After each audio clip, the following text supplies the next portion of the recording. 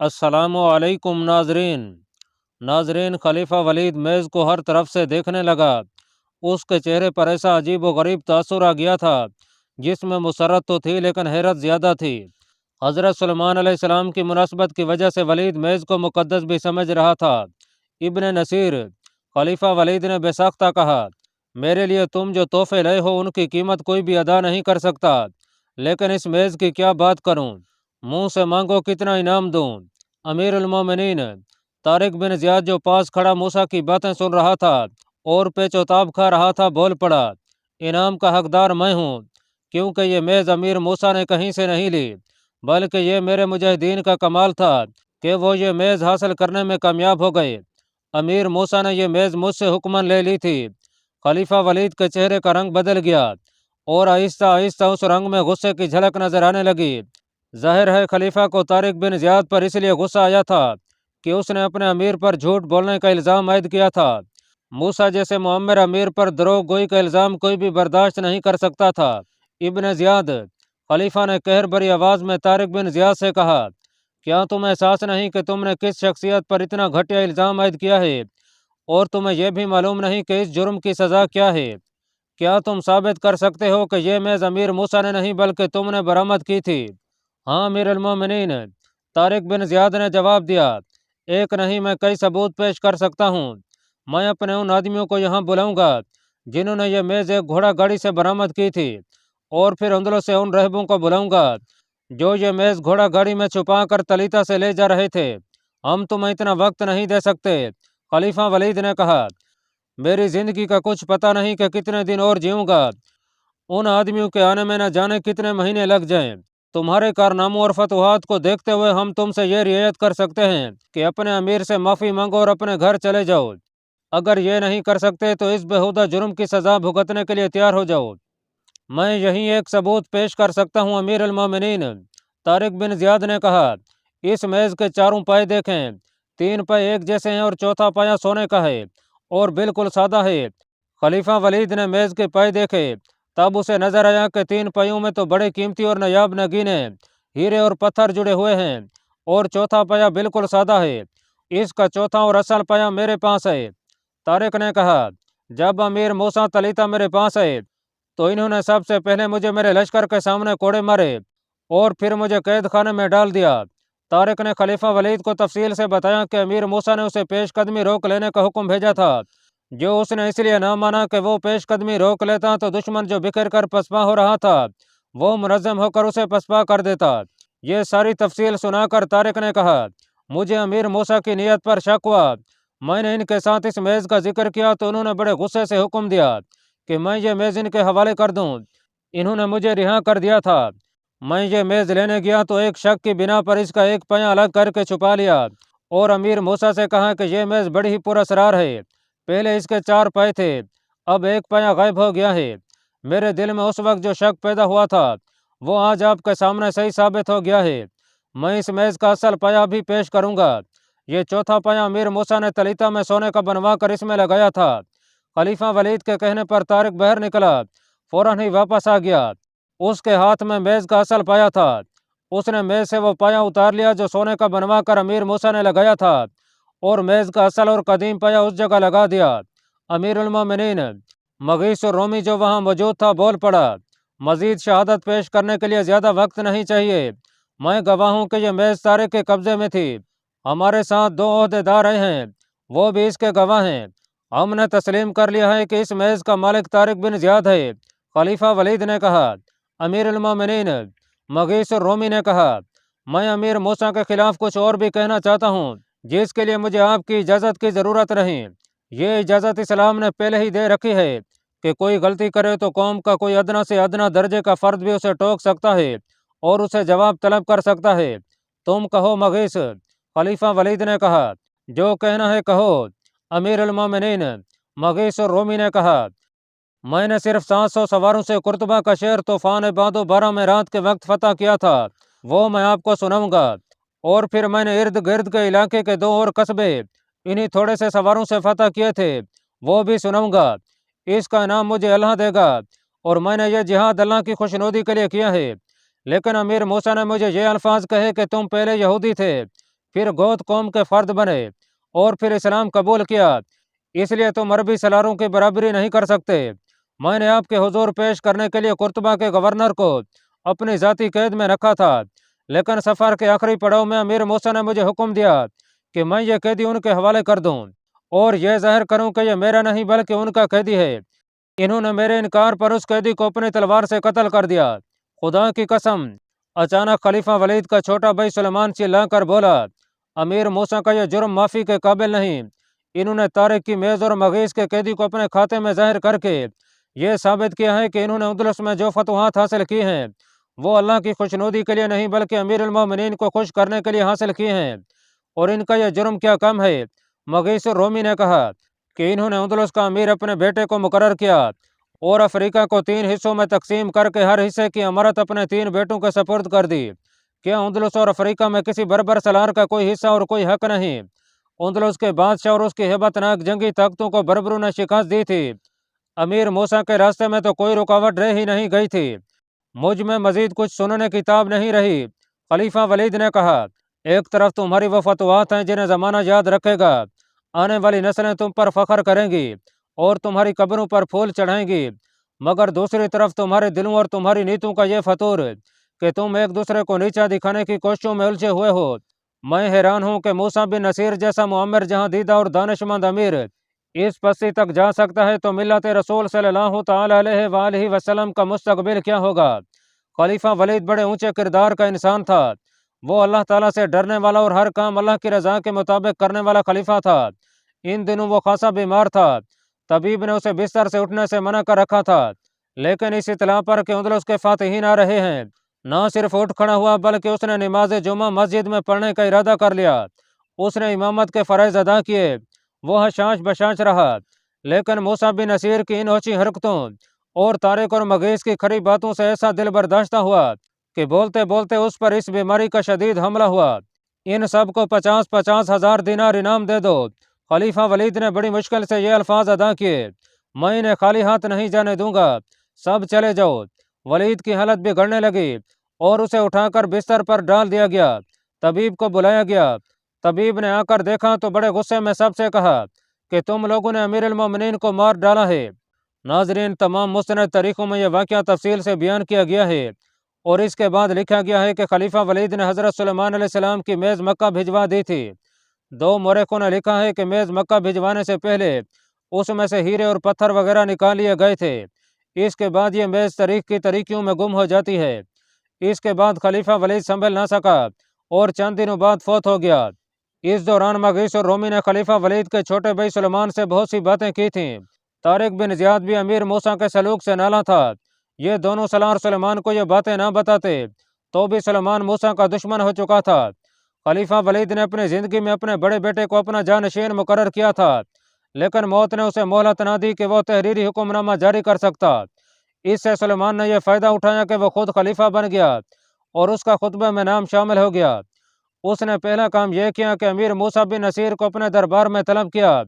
पहले बयान हो चुका है कि मूसा से सुलेमान ने यह ख्वाहिश जाहिर की थी कि मूसा अंदलस के तोहफे और माल गनीमत का हिस्सा वलीद को पेश ना करे, लेकिन मूसा ने उसकी यह ख्वाहिश पूरी ना की।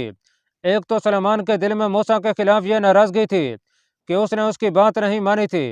सुलेमान ने मूसा को जब अपने दरबार में तलब किया तो दरबार में सुलेमान के हाशिया बरदार और अपने हल्के के चापलूस किस्म के सरकर्दा अफराद बैठे हुए थे।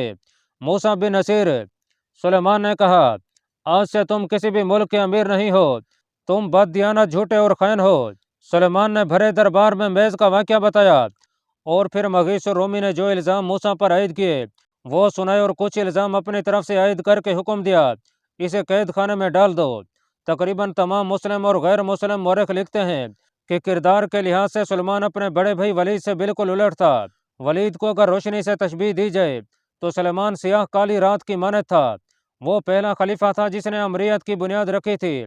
शरी कानून के मुताबिक तो ये होना चाहिए था कि मूसा को काजी की अदालत में पेश किया जाता और सजा या माफ़ी काजी देता, लेकिन सुलेमान ने कानून अपने हाथ में ले लिया और मूसा को कैद में डाल दिया। उसने इसी पर इक्तफा ना की बल्कि कैद खाने में यह हुक्म भेजा कि इस कैदी को इतनी अजीतें दी जाएं कि ये जिंदा रहने के काबिल भी ना रहे और इसे जिंदा भी रखा जाए। ये एक ज़ालिमाना हुक्म था جس کی اسلام میں نہ صرف یہ کہ گنجائش نہیں تھی بلکہ شرعی لحاظ سے یہ جرم تھا۔ موسیٰ کی عمر 80 برس کے قریب ہو چکی تھی۔ وہ ذرا سی بھی سختی برداشت کرنے کے قابل نہیں تھا، لیکن اسے چل چلاتی دھوپ میں تپتی ریت پر لٹا دیا جاتا۔ سلیمان نے وہ تمام رقوم جو ولید مرحوم نے موسیٰ کو انعام دی تھیں اور ذاتی جائیداد بھی ضبط کر لی، جس کے نتیجے میں موسیٰ کا خاندان فاقہ کشی تک پہنچ گیا اور خاندان کے افراد محنت مزدوری کر کے 2 وقت کی روٹی کھانے لگے۔ سلیمان کا جذبہ انتقام پھر بھی سرد نہ ہوا۔ سال 1.5 بعد جب موسیٰ پہچانا بھی نہیں جاتا تھا، سلیمان حج کو گیا اور موسیٰ کو بیڑیاں پہنا کر اپنے ساتھ لے گیا۔ مکہ معظمہ میں اسے علی صبح خانہ کعبہ کے باہر بٹھا دیا جاتا کہ وہ بھیک مانگے۔ سلیمان نے اس پر جرمانہ عائد کر رکھا تھا۔ یہ رقم اس کے جرمانے کے حساب میں بھی جاتی تھی۔ اسے بتایا گیا تھا کہ وہ بھیک مانگ کر جرمانہ ادا کرتا رہے اور جب پوری رقم ادا ہو جائے گی تو اسے رہا کر دیا جائے گا۔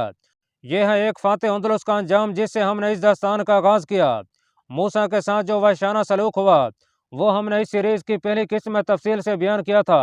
یہاں سوال پیدا ہوتا ہے کہ کیا موسیٰ بن نصیر کو اتنی زیادہ سزا ملنی چاہیے تھی؟ اس میں کوئی شک نہیں کہ موسیٰ کی یہ حرکت اوچھی تھی کہ امیر المومنین کی خوشنودی کی خاطر اس نے طارق بن زیاد سے حضرت سلیمان علیہ السلام کی میز چھین لی اور خلیفہ کو اس طرح پیش کی جیسے یہ خود اس نے رہبوں سے حاصل کی تھی۔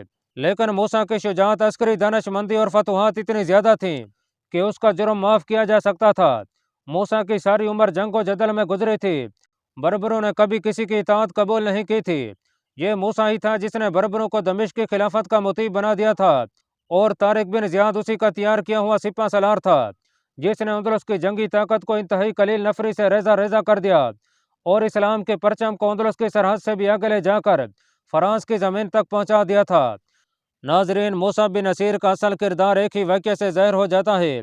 ہوا یوں کہ ایک روز سلیمان نے حکم دے دیا کہ موسیٰ کو قتل کر دیا جائے۔ ایک سرکردہ آدمی امیر ابن المحلب وہاں موجود تھا جو موسیٰ کا بہی خواہ تھا اور سلیمان پر اس کا اثر و رسوخ چلتا تھا۔ اس نے سلیمان سے کہا کہ وہ موسیٰ کو معاف کر دے۔ سلیمان نے ابن المحلب کی اتنی سی بات مانی کہ موسیٰ کو قتل نہ کیا اور اسے معاف نہ کیا۔ ابن المحلب غصے کی حالت میں قید خانے میں گیا۔ اس نے دیکھا کہ موسیٰ بن نصیر دھوپ میں کھڑا ہے اور اس کا سر ڈول رہا ہے۔ پھر وہ گر پڑا۔ اسے کوٹھڑی میں لے چلو۔ امیر ابن المحلب نے حکم دیا اور اسے پانی پلاؤ۔ موسیٰ کو اٹھا کر کوٹھڑی میں لے گئے۔ اس کے منہ میں پانی ڈالا گیا اور اس کے سر اور چہرے پر پانی پھینکا گیا تو وہ ہوش میں آ گیا۔ مجھے جانتے ہو ابن نصیر؟ ابن المحلب نے پوچھا۔ ہاں، موسیٰ نے بڑی مشکل سے آنکھیں کھولتے ہوئے جواب دیا۔ تو میرا دوست ابن المحلب ہے؟ کیا تم مجھے رہا کرانے آیا ہے یا یہ دیکھنے کہ میں کب مروں گا؟ تم نے آج ہی مر جانا تھا ابن نصیر۔ ابن المحلب نے کہا، سلیمان نے تمہارے قتل کا حکم دے دیا تھا، میں نے تمہاری جان بچائی ہے، مگر تمہارے اس سوچے دشمن نے تمہیں معاف نہیں کیا۔ تم میں عقل کی تو کمی نہیں تھی ابن نصیر۔ میں حیران ہوں کہ تم نے یہ بے وقوفی کیوں کی کہ خلیفہ کے بلاوے پر یہاں آ گئے۔ تمہاری لیاقت اور شجاعت کی کوئی مثال پیش نہیں کر سکتا۔ تم اپنی مثال آپ ہو۔ تمہیں معلوم تھا کہ ولید بیمار ہے اور ولید کے بعد اس کا بھائی سلیمان خلافت کی مسند پر بیٹھے گا اور یہ تمہارا دشمن ہے۔ اسے تمہارے خلاف ایک بہانے کی ضرورت تھی جو اسے مل گیا۔ میں نہ آتا تو ولید ناراض ہوتا۔ موسیٰ نے کہا، اس کا حکم کچھ سخت تھا، تم نہ آتے۔ ابن محلب نے کہا، ابن نصیر تم نہ آتے، تم نے ایک ملک فتح کر لیا تھا۔ طارق بن زیاد، مغیث اور رومی اور دوسرے تمام سالار تمہیں امیر نہیں اپنا باپ سمجھتے تھے۔ پھر تمہارے پاس ایک جری اور فاتح لشکر تھا، ملک ایسا زرخیز کہ خوراک کی کمی نہیں تھی۔ پھر تم دمشق کے جہنم میں کیوں آ گئے؟ اندلس کے خود مختار حکمران بن جاتے۔ کوئی خلیفہ دمشق سے تمہارے خلاف فوج نہیں بھیج سکتا تھا۔ درمیان میں سمندر حائل تھا۔ میں گناہ گار ہوں ابن المحلب، موسیٰ نے کہا، لیکن میں امیر المومنین کی حکم عدولی کا گناہ نہیں کرنا چاہتا تھا۔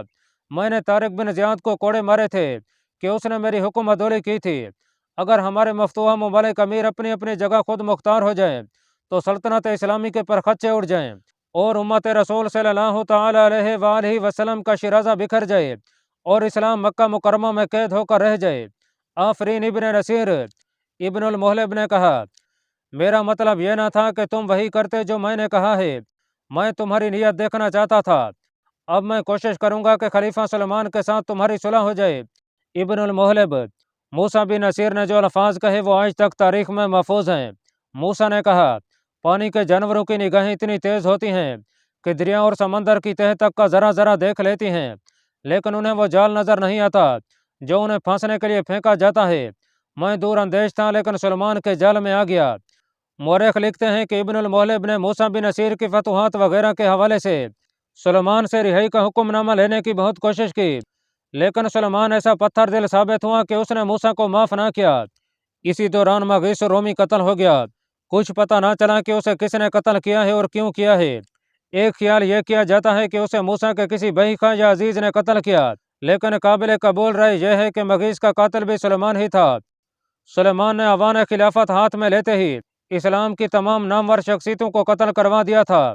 ہندوستان میں اسلام پھیلانے والے فاتح سندھ محمد بن قاسم کو سلیمان نے دمشق کے اسی قید خانے میں بند کر کے اسے پہلے اذیتیں دیں پھر قتل کروا دیا تھا۔